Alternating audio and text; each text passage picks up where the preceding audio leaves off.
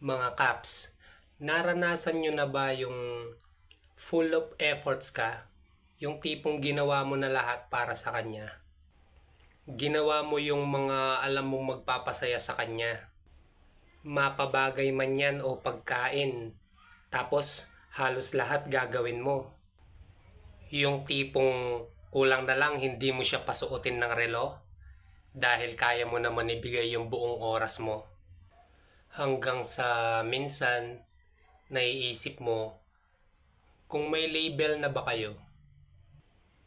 O baka nahihiya kang magtanong dahil mahal mo yung tao.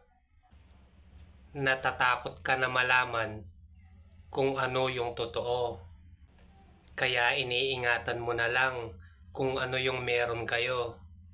Pero dahil sa hindi ka na mapakali at gusto mo nang malaman kung ano yung totoo, tinanong mo na siya, ano na ba ako sa buhay mo?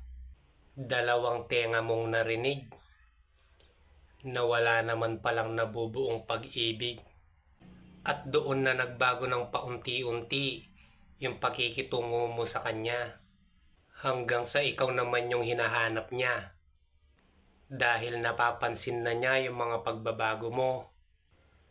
Pero dahil nga umasa ka, tuloy ka pa rin sa paglayo. Ang hindi mo alam, china-challenge ka lang pala ng tao. Kung mananatili ka pa ba, habang siya naman tong gulong-gulo, siguro andun na yung nabigla o hindi siya handa dun sa itatanong mo. Pero ikaw, sinunod mo na lang yung sakit na nararamdaman mo.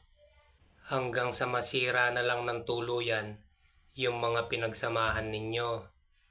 Kaya ang ending, hindi naging kayo. Dahilan lang ng hindi pagkaintindihan at pagkasundo. Aray mo!